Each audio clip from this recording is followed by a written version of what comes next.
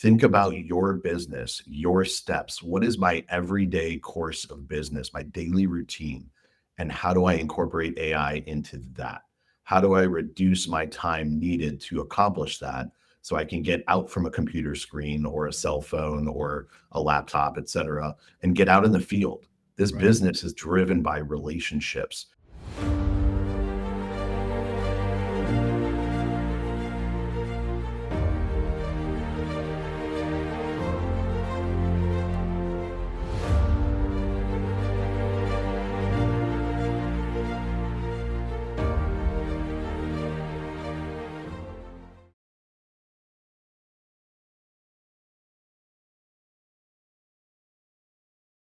Hey, welcome back to the Real Estate Excellence Podcast. Today's guest is one of the fastest growing independent brokerages in the country, recognized by Inc. 5000, ranked top 5 in Florida, top 50 in the National Association of Realtors.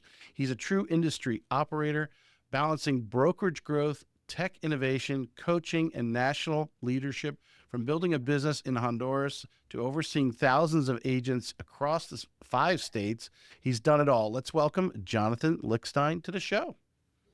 Thank you very much for having me. Excited to be with you guys today. Hey, I appreciate you coming on. I mean, the more obviously we're digging into your information, your bios and stuff, I got really excited. Obviously, you have a lot of credibility out there. You've been speaking nationally, which I want to touch a little bit on what you've been, obviously the subjects they've been asking you to talk about and so forth there that's hot and trending. And obviously what you're going to bring to the RE Bar Camp here in St. Augustine next month.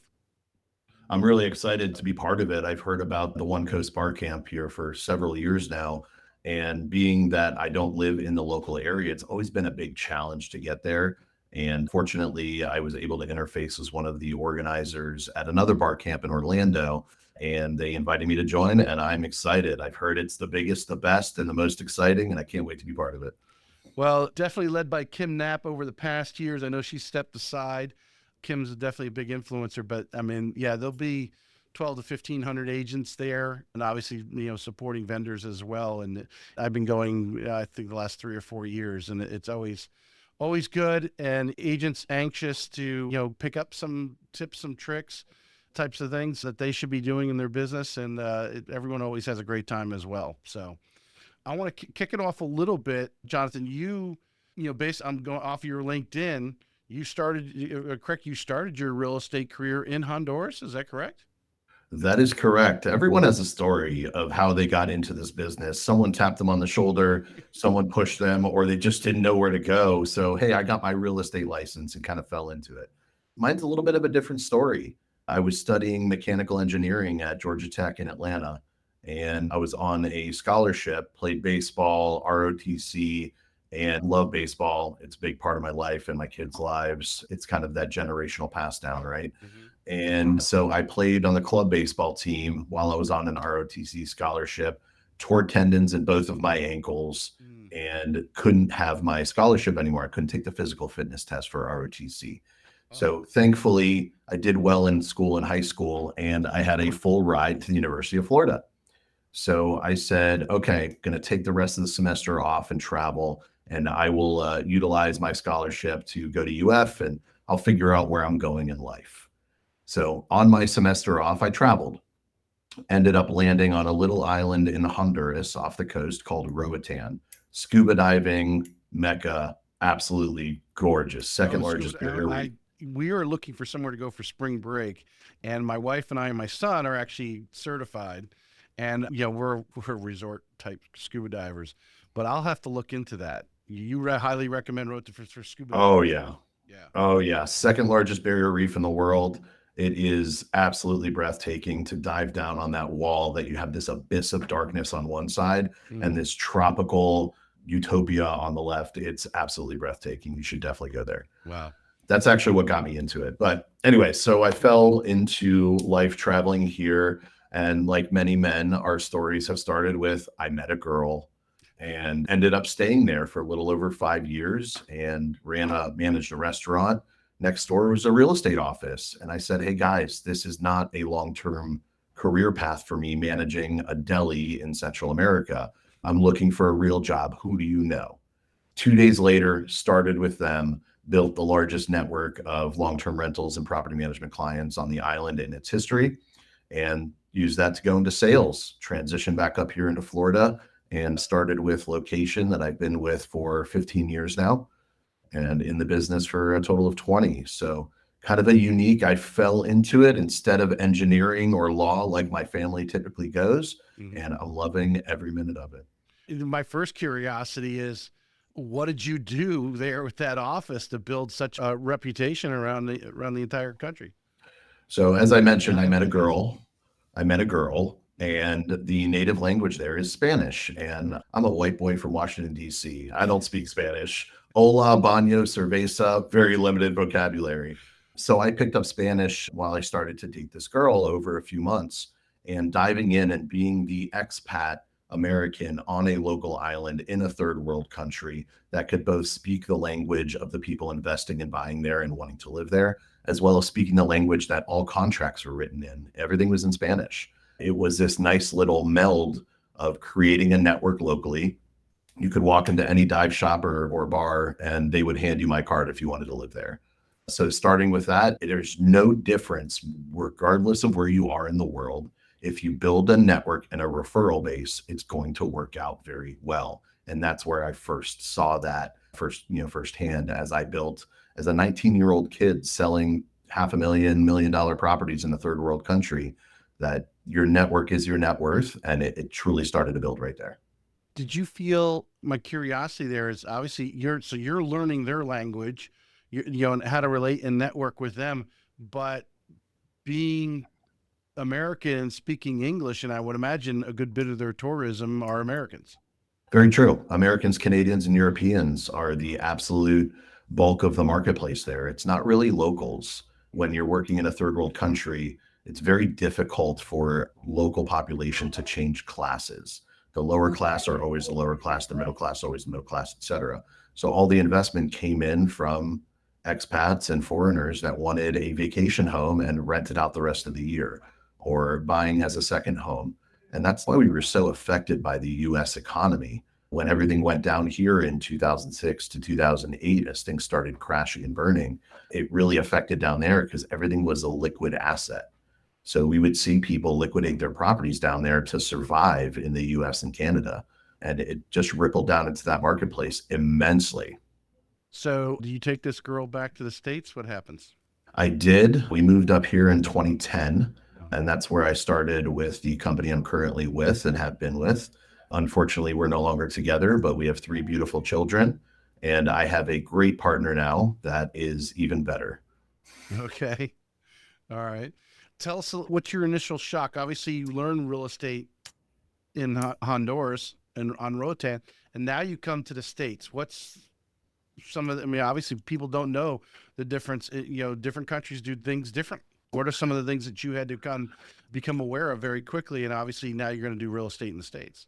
What's really beautiful, well, number one, I grew up down here, originally from Northern Virginia, just outside of DC, moved down here for high school. And so for me, it wasn't that I had to learn the geographic area, which is typically a struggle of a real estate agent or broker moving into a new area. I already had that knowledge, I already had a bit of a network because I stayed in touch with most people. So that wasn't really the struggle. It was just the legalities, having to come back and get a license like I was a brand new person. But you already know the marketing concepts from one area. You know how to network, you know how to build contacts. The rest of it is exactly the same. The difference is just your local laws, your local regulations, and understanding property values. So for my first 6 months, I visited probably 10, 12 properties a day just to understand how the market is looking, what values, what features, accessories, what types of dwellings are doing better, really what the churn of the market is, to really pick a farming area. And picking my farming area was wherever a buyer wants to go, I'm going to go.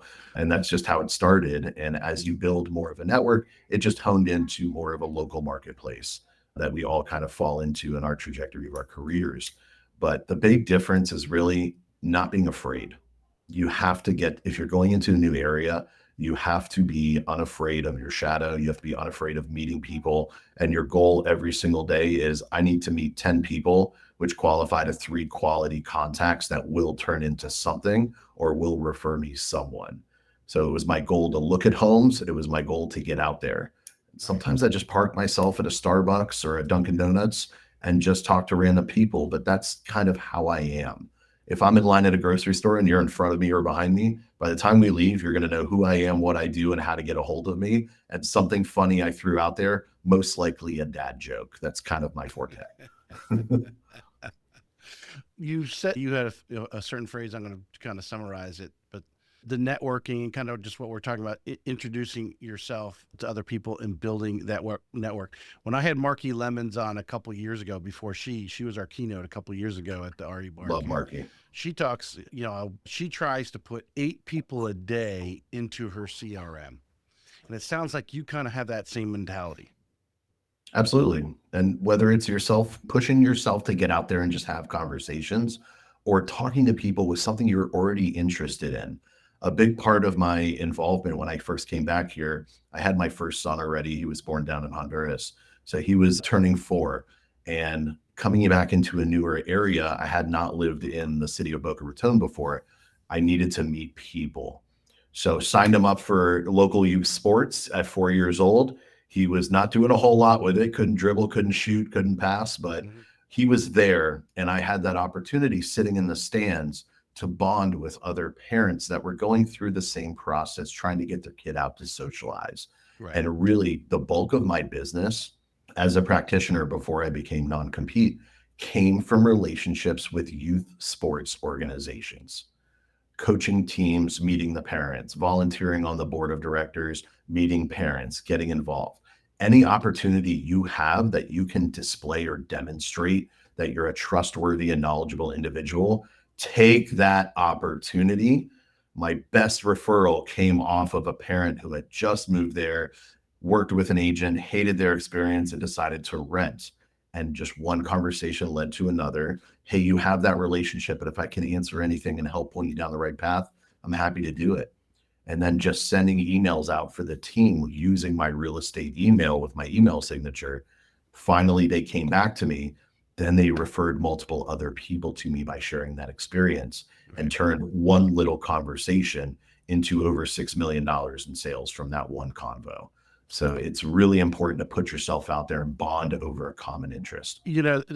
My son's now a little older, obviously, but I've been coaching and he's 15 now. And you tipped on something there. And there are, obviously, I see the local agents posting on Facebook and stuff. A lot of them are at ball fields or at basketball court or soccer. God, it's the soccer fields. God help me. My wife likes, my son likes to play basketball so he can be inside in the air conditioning. But you're 100% right. As subtle as it is using your work email to communicate. Obviously, if you're your coach or assistant coach or volunteer to be the communicator of the team. Some coaches don't want to actually speak to the parents, so they designate one person to be the communication hub and let them filter out. And to use your work email is a subtle way of just letting them know, hey, I'm a real estate agent. I'm a real estate agent. Yeah, you don't want to be that guy in their face. Hey, my name's Jonathan. I'm in real estate. Would you like to buy a house or sell your home? Nobody wants that sales pitch. They want to get to know you on a personal level. And hey, by the way, I do real estate. Yeah. Yeah. I mean, when you're sitting there at the soccer field or ball field and they're seeing you every week, every practice, you're saying hi to them. What's going on? How was work today? Whatever. Those standard communication icebreakers that we all use, after half a season goes by and they've already seen you 24 times, you're actually beyond the normal time. I think it's 11 touches, right? Is it 11 touches to build a relationship or something right now? That's what they say. Yeah, that's what they say. You're actually meeting face to face a lot of times with these people, which is a touch bonus. That's icing on the cake, not a phone call or an email. You're actually seeing them face to face, and then them get an email from you. They're going to read it because they know who you are. Yeah, what we don't realize as practitioners in the business is that the common person, the common member of the public, asking questions about real estate is a scary thing. And when you can make them feel comfortable about it and more approachable, it's a huge difference. You see a bunch of agents that wear t-shirts, right? Talking about their brokerage or ask me about real estate. And on the outside as a practitioner, like, oh, that's so cliche. Do I want to be that person? But what you're doing is softening the ability for a member of the public to ask you those questions and be approachable. There's a couple I follow. I believe they're out of Colorado on social media. And their whole thing is they go out and just pop a sandwich board, one of those signs on the sidewalk in front of a flea market or a farmer's market where people are just walking around and happening. And it's very simple. No obligation. Ask me any question about real estate. And the conversations they have with people is, hey, I've been renting and I've thought about buying. I just don't know where to start. And just being approachable and open and non-intrusive has led them to the business, the volume of business that they do. And we lose sight of that as practitioners. We think it's simple and easy. And why doesn't my friend talk to me? They bought with another agent. It's because they didn't feel comfortable enough to open that box and ask the question. Right. We need to make it more approachable and more common for people to ask those questions and gear up to buy, because it gets harder and harder these days. Yeah. You make me think of, I had one guest, Erica Harding, on, and she's 2 or 3 young boys in the Little League, and she had a koozie that said something catchy about real estate on it. So when she's sitting there at practice or whatever, the koozie with her cool drink while her kids are practicing, people start to see that. And I can imagine the other thing with the ball fields, wear your jersey, your real estate, hey, something about real estate, somebody, if they want to talk to you, gives them a ticket of an icebreaker with you. Because if they see you're wearing a real estate t-shirt or, whatever brokerage, hey, I know somebody that whatever this and that, or, hey, yeah, we just bought our home. Okay, well, great. Well, they probably know someone else that wants to buy too. If they just bought, they generally come in groups. I want everyone, the important thing, and one thing I was thinking about at the beginning, putting the show together and studying you and the good questions we're going to ask you. You have some really great accolades and are recognized as a mover and groover. And I think that the recent award, if you can mention it again about AI, as far as leading a brokerage. And I want the theme of the podcast to be for some of the brokers out there, what maybe some of the things that you're doing that they can steal from you, or the real estate agents out there who are with the wrong brokerage, and maybe some of the tips and things that you could give them, that these are things that great brokerages do, and you need to look for brokerages that are doing some of these things, obviously, at least in your opinion. Absolutely. That's a loaded question, and you just opened Pandora's box, my friend. Yes, I know. So we were awarded this year the best use of AI by a brokerage, by Inman, and really, really flattered and humbled by getting that award. I mean, as I would see it, we're still a small company. We have 5,000 realtors spanning across the 6 states that we operate in, but they put us up next to Anywhere Real Estate, the largest real estate conglomerate in the country. eXp Realty, 80,000, 90,000 agents, Right. Ourselves, and the Real Brokerage. I mean, little old location getting on that list was tremendous. And it's really because of our mentality when it comes to leveraging AI. It's not about shiny tools, bells and whistles, and being flashy. It's really not about that. It really comes down to how can we save our agents time and money? Everybody is looking to pull from the realtor, this advertising source, that lead gen platform, this website, this CRM. It's all about spending money and taking money out of the agent's pockets, much like the traditional real estate brokerages on commission splits. We're the anti-split company. We're a 100% commission model, and that's been really attractive in the market that we're in right now. But the main focus is we're so much more than 100% commission. When you come in the door, don't expect to sacrifice on support. They always say 100% of nothing is nothing. Well, if you're doing nothing, you're also not for us. We're a company that really, really focuses on efficiencies, time saving, and of course, money saving. So when we're implementing tools, and I'll tell you about a few of those, it's how can we alleviate the time involved between an agent and their office, whether it's contract writing, compliance, all of these pieces are kind of a time suck in the process of a transaction. So what we have out there right now is an AI compliance piece. And there's very, very few brokerages in the country that are doing this. We partnered with a prop tech startup that was not really well known, and they're still not really well known. And I'm not going to tell you the name of it, I'm sorry, but best kept secret in brokerage management. So what happens is when you upload a document, most of our contracts in all states are pre-filled forms, pre-written, kind of Mad Lib style, fill in property here, fill in name here, fill in price here, right? Right. I feel like I'm a 6-year-old doing Mad Libs again, writing contracts. So when you upload one of those forms into our transaction management system, within 5 minutes, you're getting an approval or a rejection with comments from our AI compliance software. It's extracting the information from that contract to fill out the fields that the agent would have to type into. Name of Let me buyer, ask you name of this seller. on that, Jonathan.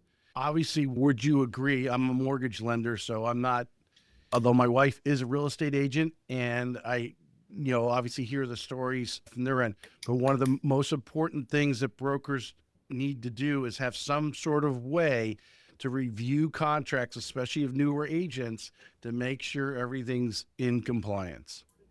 100%. Couldn't agree more. There's always a human element to it, and you're not going to be able to remove that 100%. But what we've been able to do with this is reduce 74% of the documents that come in are being alleviated with AI, because the vast majority of them are good.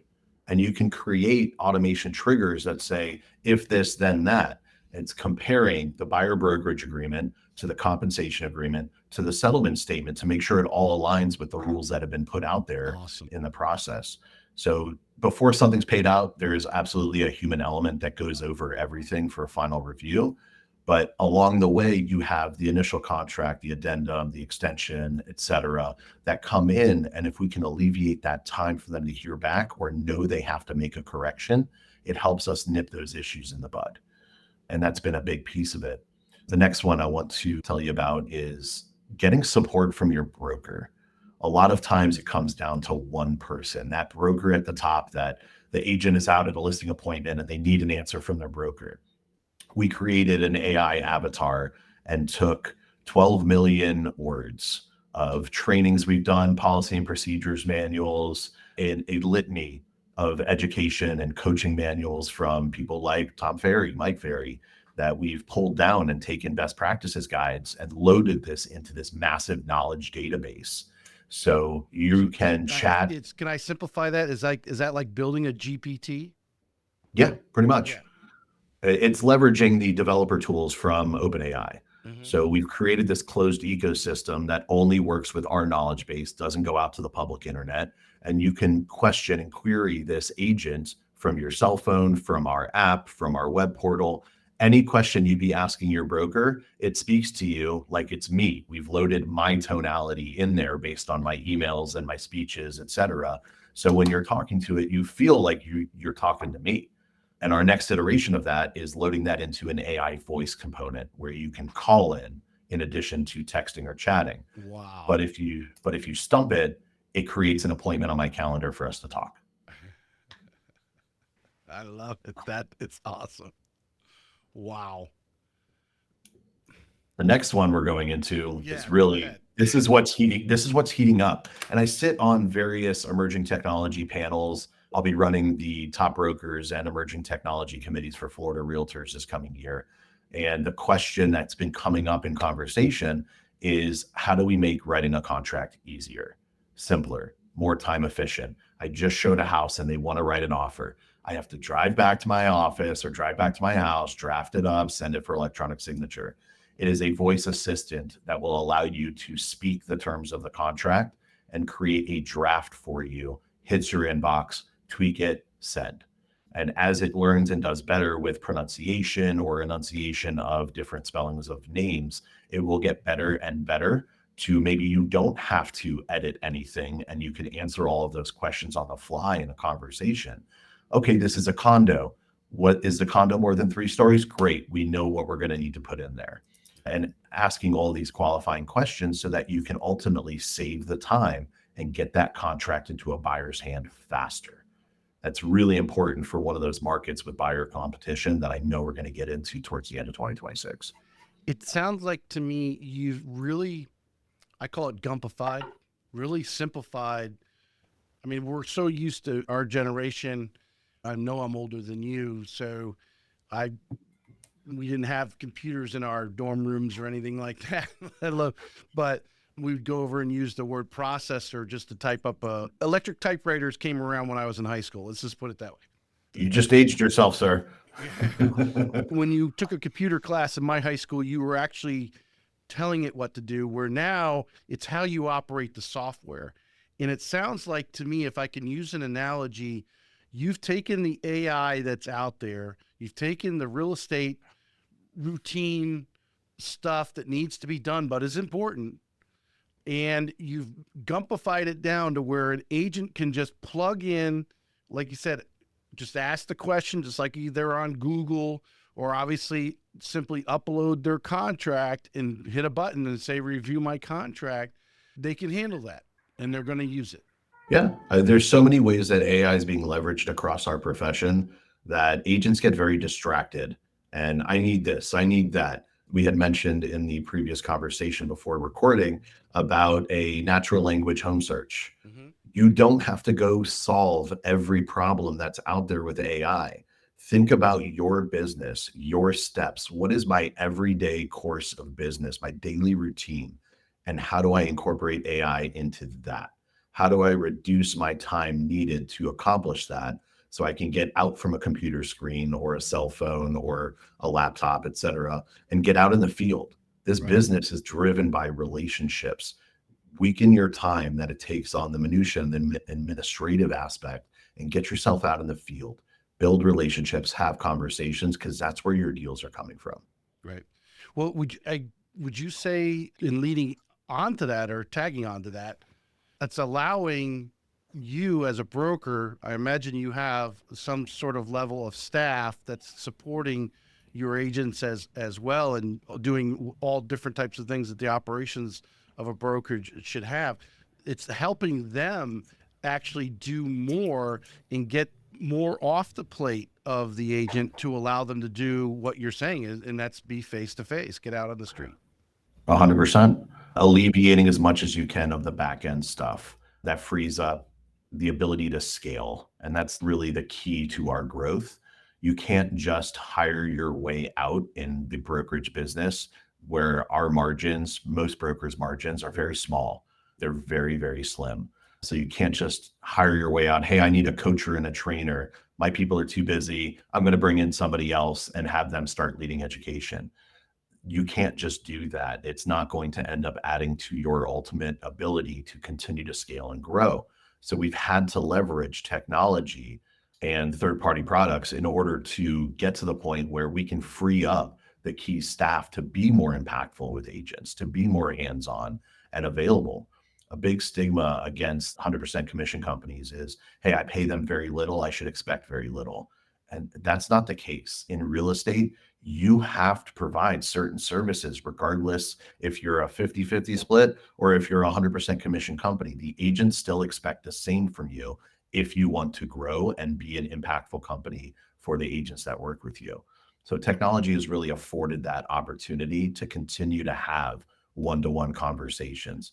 I just spoke with an agent this morning who's leaving a pretty ultra luxury brokerage to come over to us today. And she's been with them for 12 years, in the business for 15. And she said, I'm just worried. I'm going to a 100% commission office coming from this luxury brokerage where I have my broker's cell phone number. How does it work with you guys? And I said, hey, V, I'm not going to mention her name, V, you're on the phone with me right now. I have 5,000 agents I have to support. You just talk to me on my cell phone. If you have a problem, I want to know. I want to help you. That's why we're here. I'm extracted from the day-to-day stuff that we've automated or built staff around, so I can be belly to belly with you. I can have this conversation when you need it, where you need it, to support you in growing.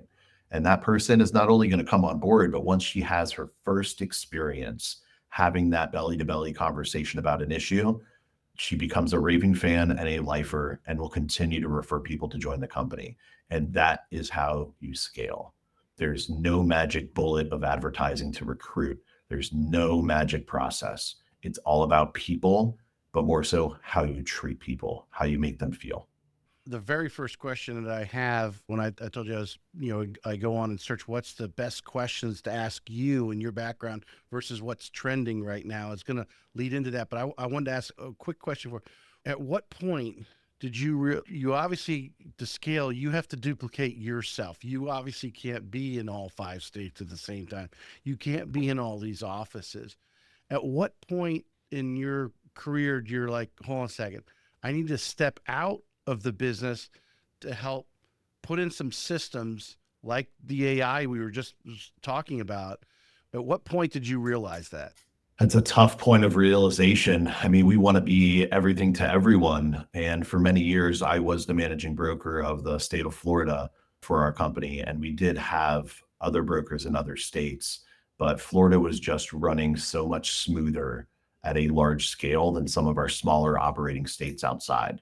So the CEO of the company came to me and said, "Hey, I either need to hire somebody to make them better or make them run more efficiently, or I need to replace you as the broker and you need to slide into that role." So it was more so an observation from leadership that would say, "Hey, you're doing this great. You're a great manager. You're a great operator. I want you to have a bigger impact, but you're going to have to let go." And I'll tell you, it took me about a year and a half before I fully let go. As you know, as brokers, we feel responsible for the success of the people that are operating with us. You should. Uh, Yeah. yeah, both for the agents, but also for the staff. Hmm. I mean, you bring people on and you want to help create an avenue. Everyone has a start date and an expiration date. Very, very few staff members are with you their entire life. So it's all about when you leave, when you move on to the next phase, whether you're a staff or an agent, I want you to be more well prepared for your next phase in your career, whatever that might be. And when you find the satisfaction in that, oh my God, I don't need to sell another property for the rest of my life. I'm living through the agents. I'm enjoying riding the highs and surviving the lows with them every single day. And that's really hard to let go of. And that correlates a lot to what an agent does. They grow in their business, they get to a point where they're just running themselves ragged, but they don't want to build a team. They don't want to hire an assistant. They want that control element. Hmm. The key is finding good people, Yeah. people that will buy into your methodology, buy into your message, and buy into your culture. Well, I think one of the huge credibility pieces that you've obviously have earned greatly here, and it's a question and a topic that of over 250 top agents that I've spoken to, is the ability to break through their different ceilings that they reach in their Mm. real estate career. They get to a certain level of production and it's like, okay, hey, how do I get through? Well, I need to leverage some other people. I need to make that leap of faith. And it goes back to, my initial question there was, what point did you, realize that, hey, if I'm going to scale this, I need to make this leap of faith. I can't do it all. I've got to either put people or technology in play. Right. And I so, remember the exact moment very, very succinctly. As I mentioned, very involved in my kids' youth sports, baseball. mhm, So he was turning 7 years old, and we're in the coach pitch division. And I'm the guy who's going to be out there ripping little BBs for strikes so these 6 and 7 year old kids can hit it. right. And my phone rang 11 times while I was standing on the pitcher's mound. And I finally answered, and I had to believe, "Hey, there's an emergency going on here for Who's you to dying, call me right? 11 times." Exactly. That's pretty much how I answered the phone. "Hi, is everyone okay?" And the question was, "I need to know where to find this contract." And I just about, you could have seen me just relief, this moment of sigh and anguish on the mound in between kids coming up to the plate. And I said, "Hey, I can't be everything to everybody at all times. What's most important in this world?" And of course, you want to be there for the agents, but primary to that is always family. Yeah. And when that got in the way of being there in the moment present for my children, was the moment I said, "I need help. I need people, and I need people I can trust." And that was the moment right there that made me seek out the next person, who thankfully I found fairly quickly. And she is now our managing broker for the office and has been for several years. So you find the right people that will buy into the culture, buy into the pathway, Yeah. but it's on us to let go. Delegation is the hardest skill for an entrepreneurial mind to achieve. Yep. I totally agree. And almost every agent falls into that category. So it's on steroids in what we do. This is a trending question. It's out there, and I think it's perfect for this, the first one. And obviously, my pretense of what I wanted to get out of the show today is some top broker. What's a broker, from the broker standpoint, but also what should agents be looking for in a great brokerage? What are the biggest signs that a real estate broker is genuinely great, not just good on paper? Ooh. What is a sign that a broker is great in reality, not on paper? Have a conversation. Mhm. If you cannot relate to that person and feel like you can go grab a cup of coffee or have a beer with that person, that's not the right broker for you. You need to be able to relate to your broker. It's not about what they've done. It's not about how many properties they've sold. It's all about when I need them, how are they going to be with me? What is my comfort level? What is my trust level? If you have a broker that's out there with a reputation of screwing people over, ripping them off, keeping commissions, or just not being an ethical and morally good person, sorry, it's not your broker unless you are also unethical, lack morals, and are just out there for the money. If you are looking for a bad or a good broker, it really comes down to a conversation. And if they're not willing to sit down with you and push you to a recruiter before you join that company, again, they won't be there when you need them. Support is the absolute number one thing that any agent should be looking for in a company. It's not the training, it's not the education. There is so many different places where you can get that. It is about the support when crap hits the fan, who's going to be there to back me up and not leave me high and dry. Would you also, I think at different times and talking, seeing agents move from brokerage to brokerage sometimes, they talk to a broker who may be, hot to trot that time. They're excited about what they're doing. They're really involved with their agents, but only 2 or 3 years later, things change, and I think really the culture changes. That brokers no longer, staying out in front. I always talk about Howard Flashin here in our area, Roundtable Realty. He's always working to stay out in front of his agents, to be educating them, being their coach behind them, making sure they know some of the little things, and some of the things we may think are trivial at times. They come to fruition, and obviously they see the value in someone like Howard and what he does as a broker. How can you, obviously it's not very predictable. I mean, someone could change overnight. Who knows? Maybe, death in the family, someone gets divorced, and all of a sudden their totally attitude about life changes, right? And they're no longer providing it. So I guess I'm going to lead into this. If you're at a brokerage who may fall into that category, which was maybe they were good when you first started, but now are starting to, that they're not answering the phone, or they don't have AI to answer your questions. They're not doing those things they did the first year you were in business. What are some of the things in changing brokerages? As you were talking to the lady earlier this morning, is coming to your brokerage. What are some of the things that they should be evaluating when comparing the different brokerages that are available? Not every agent is great for every brokerage. When you are evaluating, or perhaps the culture changed in your current office, your needs have also changed. I mean, you're not looking around, it hasn't changed over the 3 to 6 months that you were there. Where we're seeing the greatest changes on agents who have been with XYZ company for 10 years, 15 years, 20 years, and they're there because it's comfortable. The number one reason agents don't leave the brokerage is because they like their broker. But brokers change, people change, we're human. Yeah. It's going to happen. But your needs have also changed. And it's imperative that agents reflect on their business every single year. What am I working on now? Where am I going next year? What have I actually leveraged from my brokerage versus what do I need in my business? And here's the greatest piece I'll tell you with that.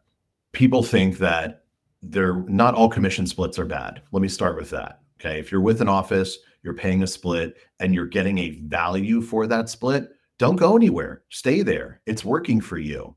If you're on a 90-10 split and you get XYZ things that you'd be paying for on your own from your brokerage and you use them, stay. It doesn't get much better than that. Right. The difference between a split brokerage and 100% is just the element of control. We're not going to take money from you to pay for programs, hoping it trickles down and benefits you. Don't go into a 100% company thinking that you're just going to put more money in your pocket. You're foolish to do so. Going to a 100% commission company, the model, the mindset that you must have is setting your own split. Say you're going to come in, you're coming from a 70-30 split. Okay, put a little more money in your pocket, make it an 80-20, but that 20% on every deal set aside. That's your marketing budget. That's your technology budget. but you will 100% benefit from every dollar that you put back in there, not just hoping what the broker does trickles down to you. So if you go into that situation with that mindset, you're controlling your destiny. It's impossible not to grow and increase the amount of business that you do if you go with that mindset. Now that's brilliant. I think the challenge, which I think the answer to that question, or not necessarily the answer, to solve the question is what's the 20% going to go towards? And from what I'm gathering from you and having researched you, you focus a lot on that 20% that they're budgeting for marketing and technology to make their move. You're helping them find those things. Am I right? Absolutely. We essentially create a menu of products that we've tested and endorse and recommend. Nobody has to use them, but we give you a list of products for different things inside of your business that we've negotiated discounts on. Give you an example, Bold Trail, KB Core, that so many people, a couple 100,000 agents in the country use. You go out and retail for $500 setup, $500 a month. We have it as a discount for our agents for $50. So we'll go out and find the technologies that we believe an agent would need in their stack to be successful, negotiate the discounts. But if you want to go do it on your own, you think you like Follow Up Boss or Commissions Inc. better, that's cool. Go do that. We're not forcing you to do it. Yeah. But if you want something, you want guidance, here's our list of the ultimate tech stack that we recommend. Do you want it? Yes or no?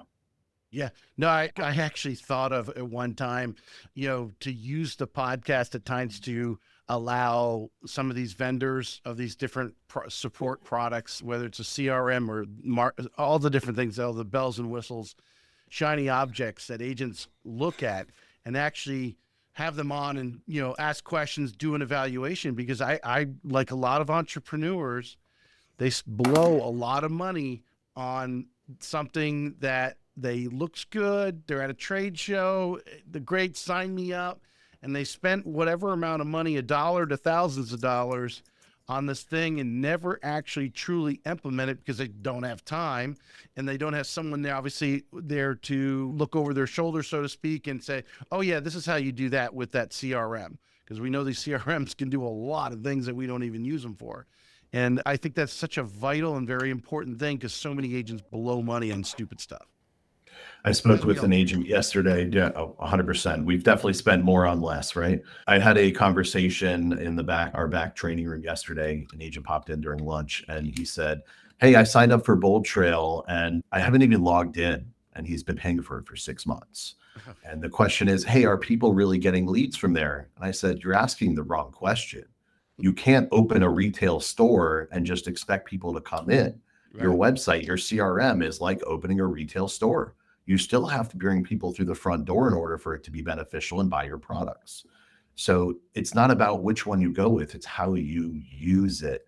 Just having it is not enough. Just opening your door is not enough. You have to prospect and bring people into the top of your funnel to leverage the technology to get further and further down your pipeline. It's not about having this massive tech stack or this great flashy technology. It's all about what you do with it and how you're going to implement that to your daily activities. 100%. My biggest pet peeve in working for different mortgage companies and so forth is they have these big, beautiful CRMs, and then they do a training, and they're teaching you so much stuff. It's like, oh, okay. And so you just go into a freeze mode, like, where do I even start? And you never get started.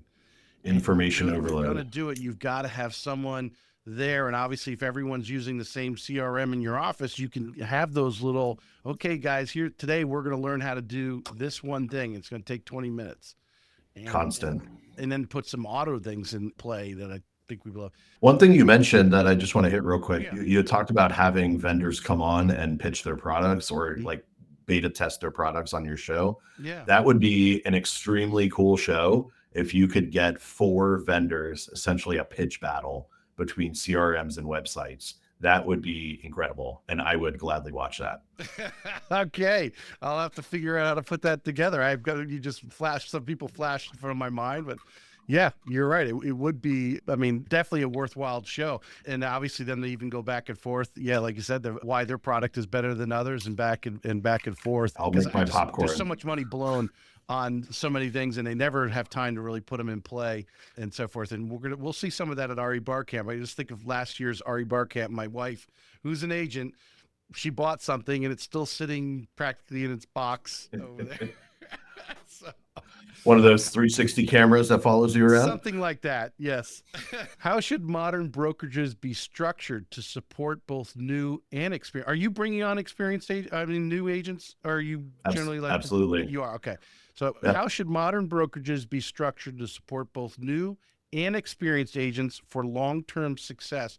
And that's actually a question that NAR has, that when I asked GTT for trending questions, that came from the National Association of Realtors. I love that. That's a great question. Mm-hmm. So we essentially take all new licensees, lock them in a room, and see who survives, like Hunger Games. No, I'm kidding. They need a lot of hand-holding.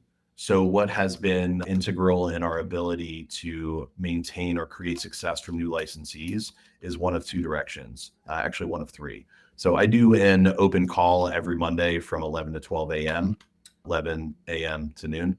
That is open to all agents to jump on. It's kind of a mastermind conversation, anything that could come up. And then, of course, I have a few topics that are kind of basics of the business. And what's really nice is I get experienced people to join those calls as well, because we get so extracted from the day-to-day stuff, what started in the beginning, and had one of my top 3 producers, over 5,000 agents, be on that call every single week. And he texted me maybe a month or two ago and said, "You know why I still join those calls, right?" And I said, "I really don't know. I have no idea." He said, "I pull things out of that I've forgotten or I've lost sight of, and I bring it back in, and I make all of my agents that join my team join your call every single week." And I just was a little taken aback by that. Somebody who's doing 60, 70 million in production that would want to join this call where I'm talking to people who just got their real estate license, and he gets value out of that. So don't lose sight that both the new and the experienced, they need the same thing. It's a different conversation typically that they're pulling out of, but they all need to be reminded of the basic principles in building a real estate business. They never go away. The other two components are a really strong mentoring program, and of course, the ability to refer agents to teams. So we have a new agent track for education they can take part in. There is a digital at your own pace component. There is a Zoom component, week over week kind of building blocks on understanding everything. But it's really having a culture of agents that are willing to collaborate with other agents and build relationships. So the mentor program, for example, most companies would look at that as a way to add additional revenue to the bottom line, but it's really hard. We did that initially, and it was really hard to get the buy-in of the mentors, because their time is valuable and they're literally giving away their time and money to help somebody else's success. So by taking our piece out, that would be a revenue generator for the brokerage, and giving everything, all the assistance to the mentee, all the money to the mentor, it created this beautiful symbiotic relationship that has done really well. You get more people to volunteer to be a mentor, and you get more mentees that are willing to participate. Well, some of them are forced to if they've been licensed for less than a year, but they're more willing to participate because it's not as big of a financial impact on their business. And it's really, really nice having not only an office you can contact and education to be part of, but somebody dedicated that you can pick up your cell phone and talk through a situation or get them involved in a deal that you're not ready for. So mentoring, coaching, open lines of education, just making it very approachable as a new agent. More new agents than ever are part-timers. So it's not about pushing them and keeping them accountable to daily tasks. Some people are, but most are transitioning into real estate. The whole Zoom call getting together. I mean, when I started my career, was at Quicken Loans, now Rocket, was in a call center. And, to hear the deals going on and the challenges that the other, getting someone approved or whatever it was, whatever challenge it is. Because, obviously in the real estate world, whether it's a loan officer or a real estate agent, we have jobs because we help people overcome the challenges that they're having in, getting them in the house, whether it's from the finance side or actually, negotiating the deal and finding the house for them or whatever it is. And every deal is different. And, I think sharing those on Zoom calls someone say, hey, I had this unique situation, and obviously I'm sure you sift through, say, hey, let's make sure we talk about that tomorrow, because others need to know, should that problem come up in their deal, they know what to do, or they know who to call to solve that problem, how they got through it. And I think that sharing is so important, especially for new agents who don't have a lot of reps yet. They don't have a lot of closings under their belt. So we maintain a discussion board, kind of similar to a Facebook group. We maintain one of those. And of course, I'm part of the Lab Code Agents, the referral networks, all those Facebook groups that are a little scary when it comes to antitrust stuff, but you pull good stories out of there. So there's a section of this mastermind session that is tales from the group. And it's pulling a topic out of that, a real world situation.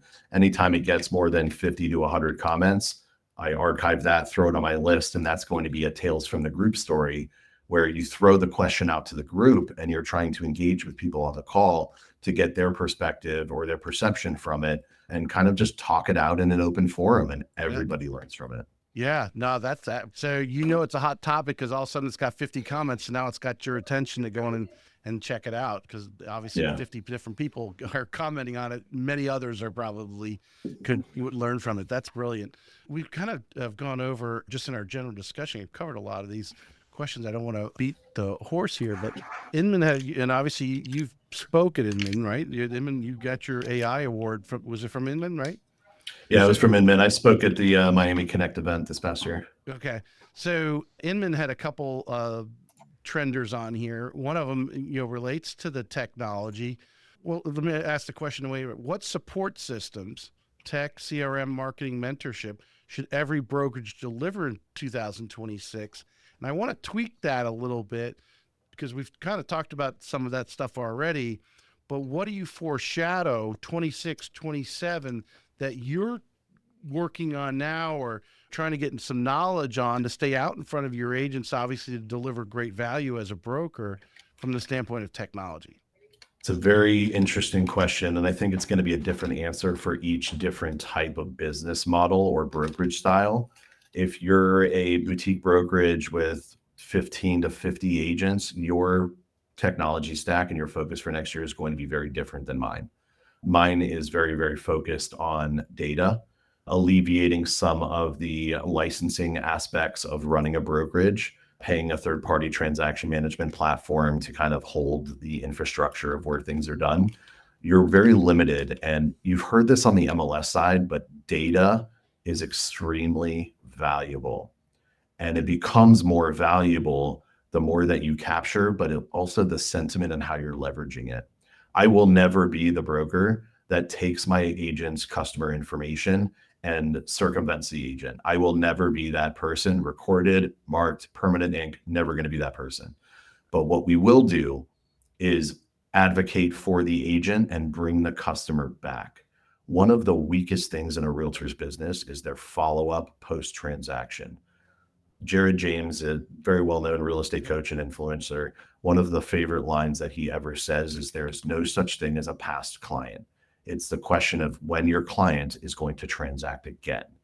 And we lose sight of that. You figure you're closing and I'm going to send them a Christmas card once a year, and that's going to maintain my relationship, or I'll send them an apple pie recipe. That just doesn't work. That's not what they want to hear from you. They want to maintain a relationship. So if we can help ease that concern with an agent by maintaining the relationship and giving them valuable content, when they reach back out, it goes to that agent. We've done it for them. That is what I'm working on for 2026. Taking renters, converting to buyers, taking past clients, the past transactions, and bringing them back around when the agent isn't doing a good job at following up. Well, there's two, obviously, I mean, there's many benefits to what you're talking about. Obviously, you're increasing your volume, but from a broker standpoint, if I can help my client keep growing, doing more each year, whatever it is, they're going to stay with me, obviously, because they see me helping them do that. Mm-hmm. And it goes back to that statement I made about the CRM, how all these companies have them, but nobody's actually sitting down with the agent and saying, okay, how do you want to market? What do you want to do? This is what we suggest. This is what we could put on auto. Let's get your past clients in there and actually walk through. Because like you said, they get too busy. They forget to put people's names in there. I mean, if you're like Marky Lemons and putting 8 people in there a day, she obviously isn't doing it. She's doing a lot of other things, and she can afford to pay an assistant to sit there and put those things in there. Not every agent obviously can afford that at some point, or don't feel they can afford it, or whatever, don't have that person. And if the brokerage is coming in and giving them that aid and then giving that encouragement, helping them, hey, let's do these marketing, let's leverage the CRM that does so many different things, and it brings them clients, it's a win-win all the way around. Completely agree. I could not agree anymore. And you hear so many brokerages that are trying to resolve this lifetime customer experience post transaction. There's a portal they can continue to go into. It's just the public has not been accustomed to that product yet. Trying to be the Angie's List or the referral source for refinancing or home renovations, home valuation, stuff like that. That's not really where it is. And the automation element of that is not going to be your solution. This is still a relationship business. You need to be their friend after the transaction has occurred and you've made your money. Being their friend is what will bring them back. What was that stat from NAR that talked about 78% of customers said they would use the same agent, but less than 26% actually do, something like that. Yeah. And that's because we've lost sight as to what makes them come back. If it's your best friend, yeah, they're probably going to come back. But if it's just a customer that you met during the sales process, it takes a little extra effort to make them feel that you weren't there just for the deal, that you're there as a resource to them in an ongoing manner. What are some of the things that your most successful agents in this category that we're talking about are doing? Obviously, I see some of the agents here. They're once a year they have their customer appreciation party where they invite everyone somewhere, or I don't think a lot of them are doing it at their house, or even joining up with other agents, to a cookout or something, to just try to bring them all in. And whether they show up or not is not actually as important. As this is another way for you to reach out and say, hey, I'd love to see you. I'd love to talk to you. Come join me. If they can't show up, they can't show up. But obviously, the benefit of them showing up are what are some of the things that your agents are doing that are having really great success in keeping all those customers as lifetime? So the client appreciation events are great, of course. They do very well, and it's a nice bang for your buck. But it really comes down to the personal touch. I have a group of agents that utilize a feature on Facebook called friend lists. So you can segregate, you friend your customer during the process while everything's warm and fuzzy, and you put them onto a friends list. And spending any downtime you have sitting in open house, waiting for a showing, waiting your listing at a home inspection, to grab that friends list and scroll the friends list. When you friend someone on Facebook, for example, I'm at the 5,000 mark and Facebook won't allow me to have any more friends. But when you scroll your feed, you're only seeing about 8 to 12% of what is posted by all of your contacts. But when you create a friends list, you see 100% of what they post. We have never had such a clear window into people's personal lives than what they post on freaking social media. So the friends list tells you everything that's going on with people you're connected with in that customer friends list, and you can start to interact. You can comment, and simply being a commenter, not a liker, a commenter inside of their postings reminds them that you're there, you're watching, you're engaged, and makes them feel special. I don't remember how many people commented or liked a real estate post that I put out there. But if I post about my kids, my family, the comments, you better believe I remember it. So your customers, they're not posting real estate content. They're posting personal things. So when you comment on their son's graduation or on the fact that they're just found out they're having a baby, they remember every single person, and that keeps you top of mind with them. The other one is real estate related content using a drip campaign inside the CRM. It doesn't stop at the transaction close. It starts at the transaction close, and doing follow-ups that are relative to their market area. Obviously, the home valuation touch point once a month is a really simple way to do it. Keep things in front of them.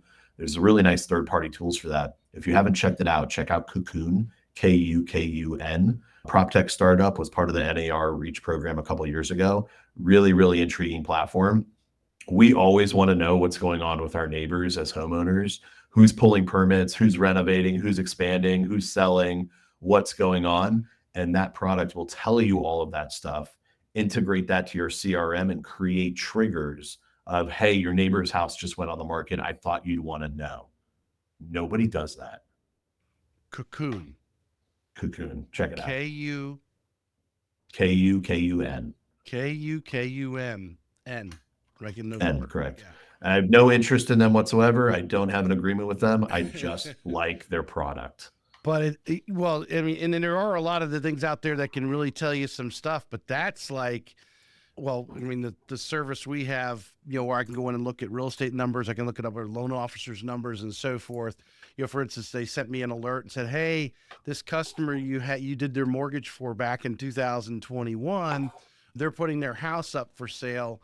They bought it with this agent, but now they're using this agent to sell it. And here's their approximate equity that we feel that's in the home, and good, kind of giving those details."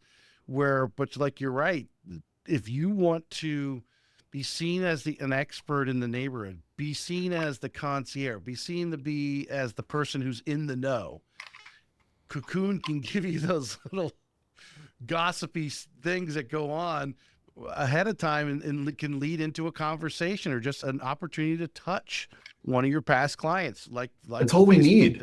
It's an opportunity to touch them. That's all we need, an excuse to speak to them and make them feel that you're looking out for them. You remember them. It's not always about what you did. It's how you make them feel. That's everything. In Cocoon also, it tells you when your neighbors pull permits. So that's something that they would feel, the consumer would feel, that you're like out there looking, reviewing what's going on in the local marketplace. You're not only the expert on the valuation, but you're the expert on everything that's going on. And that makes you irreplaceable to them. Right. I mean, we like to think that, well, many people say, "Oh, this is common sense." Well, it is. There's a lot of common sense stuff out there in personal development books we've been reading our entire lives. But we've never implemented them. And I think, again, what I'm gathering from you, Jonathan, your success has come down to finding these basic things, but really implementing and getting down to the blocking and tackling with your agents, and that to stay focused and consistent on these things on the follow-up. Because I think, would you agree, too many agents, I think, only really look, especially the newer ones, obviously as they get longer in the business, they start to realize what's going on. But when they first get in, they're really only looking at the next 30, 60, maybe 90 days, when a lot of these things need to be consistently done. It could be months and months before you start to see results, but it will start snowballing. It's a reverse engineering concept, is how they have to look at it. Okay, a year from now, where do I want to be? How many deals do I need to achieve in order to get there? How many conversations do I have to gain that many relationships to turn into that many deals? And it comes down to a daily and getting yourself on a 30, 60, 90 plan. But the accountability factor is the major piece that is lacking. I set a goal today, even if it's only 90 days ahead. I set a goal today, but most people write out their goals, set it to the side, and it collects dust and they never look at it again. And that's where coaching really comes into play, keeping you accountable to what you set your goals for. And sometimes that comes in the form of another agent that's starting at the same time, and keeping each other accountable. Because when you feel you're going to be judged by somebody else, that's when you actually do it. When you can keep it in this little bubble and not have anyone else know that you're not hitting your parameters, your goals, or your objectives, you're less likely to stick to them. So finding an accountability partner, a broker with that weekly call that can keep you on point. If you speak up, you will have people in return. But if you keep yourself closed off, you probably shouldn't be in the business to begin with. Yeah. I imagine are asked to speak at all certain types of events nationally. I mean, with your accolades that you have. Yeah. Done Housing Wire, Real Trends. Yeah. Yeah. Several. What are some of the topics they actually, I mean, I assume, do they contact you and ask you to speak about a certain topic in relative to the brokerages? Because there's a lot of brokers out there. And, obviously there's, real estate offices everywhere, but some brokers get it. Some brokers are maybe had it at one time, maybe think they want to be a broker. What are some of the things you're talking to about that and what it really means to be a broker and then be really good at it? So I'll start with this. I don't believe that there has to be that much of a competitive advantage between brokerages. I am happy to share, and I do mastermind conversations with other brokers on what's working for us and what's working for them, and we can all help each other do better. But I could literally have a room of 100 brokers together, step by step, teach one concept, and it's going to be implemented 100 different ways. So I don't mind sharing these kinds of details and conversations. And I do consulting with brokerages all the time. If you're not great with AI, bring somebody in to talk about it. If you're struggling in one avenue, bring somebody else in to help you get better. Without asking the question, you never get better. So back to your question, the topics that are typically asked of are more of the practicality over the last couple of years, the practicality of AI. It's not taking on too much. It's what is really impactful to a broker's operations. How can we be more impactful for the agents as brokers, leveraging technology without losing sight of the human element of this business and why people are with us? That has been pretty much in different ways the topic that is being asked of everyone. The only other one I've been asked about is recruiting, because we do recruit organically at a very, very high rate, about 120 agents a month on average coming into our company.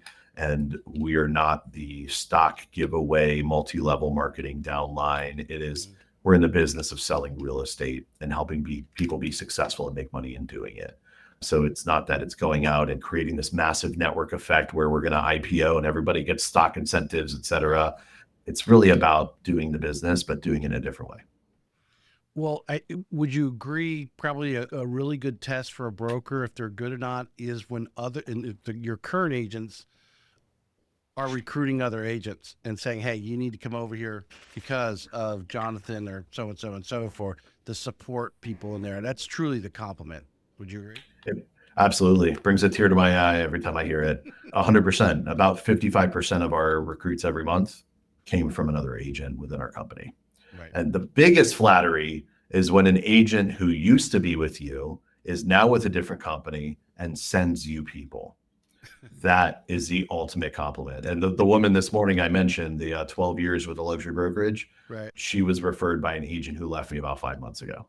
And that is a warm and fuzzy feeling as a broker. I impacted and left enough of a memory on this woman who went to start her own brokerage. No qualms about that. But when she met somebody else who was looking for a change, she said, if you're looking anywhere, you got to talk to Jonathan. And that is a tremendous compliment. And thank you. Well, I hope everyone that's listened, obviously we're going to put this out. We're going to cut some shorts from it and, push you out here over the next 30 days before the event, that those who listened and know what, a little bit about Jonathan's background is going to bring to RE Bar Camp. But because it's RE Bar Camp, and you're not a keynote speaker, you're not put in a room and say, speak or train for 30 minutes or whatever. You're there to help facilitate and obviously share some of your expertise when certain topics and questions are brought up, or maybe you suggest some yourself, but it's on that conversation. But for anyone listening, grab Jonathan off to the side, say, hey, I heard the podcast. I understand you're really good at this. Give me a little bit more. I guarantee you, of the 1,500 agents that will be there, half of them are considering moving brokerages. And, to talk to Jonathan and get a little bit more than what we've talked about here on the podcast, because I truly believe, having talked to so many and interviewed so many agents, the brokerage could make or break, especially a new agent, but a brokerage could really change what even a decent agent to be a great agent could be, by teaming up and surrounding themselves with, moving forward, value-adding individuals like yourself, Jonathan. I love that. I love the way you put that. If you heard this podcast and you see me at the bar camp, take me aside and say, I heard the podcast and I would love to talk to you.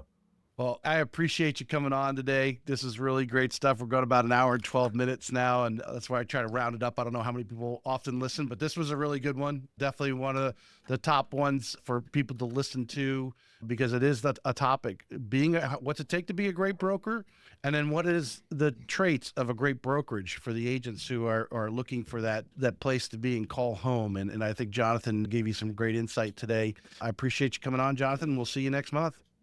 Sounds great. Looking forward to it. Thanks for having me. All right. Thank you, sir. You have a great day. You too.